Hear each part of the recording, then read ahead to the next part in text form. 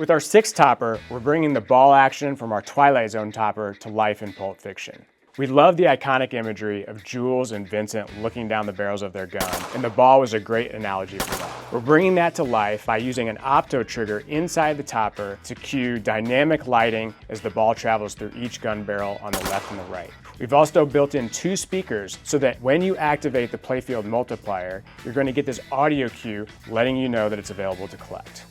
Just gotta time it so that when the ball is around here, it's gonna set that second one off as well. What we landed on was something that was largely character and location inspired. Palm trees referencing Los Angeles, and then these iconic character silhouettes. Change the values of what's in the background illustration and what's in the foreground as well to keep it cohesive, but also have it be very punchy in its normal state, but also to accommodate the wide range of color shift that happens within the gameplay.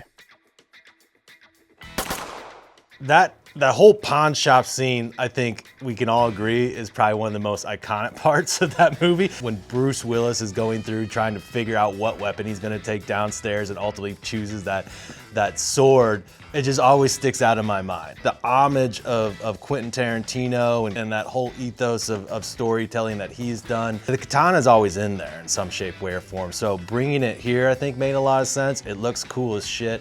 And as, you know, a centerpiece for right below the rail, it's just rad.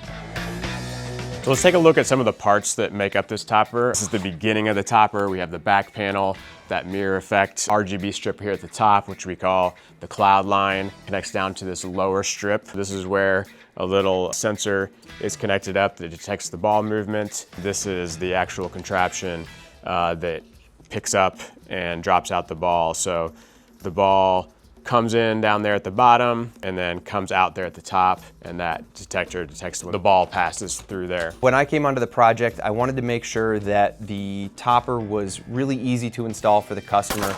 There's only 3 connections that need to be made. There's a light sensor that needs to go on there. There's a splitter plug that goes underneath of the playfield, and then just one that has to sense some light to turn the thing on. Really, as far as installation goes, this is as simple as an OEM topper. That was crucial for me. And then also simplifying the build process, the electronics in there. When I first saw it, my reaction said it all. I was just blown away. I think it's just the audio component of it really gives you an auditory experience that allows you to know where you are in the game without ever having to remove your eyes from the play field, which as a player is huge. If you get a chance to play this, or once you own it, get to that ultraviolet sequence, you can really start to feel the dynamics of the topper change in front of you. You know, making sure that we pay homage to not only the movie, but the game as well. I have a lot of ideas and not all of them are great, but the ones that made it into this topper are awesome.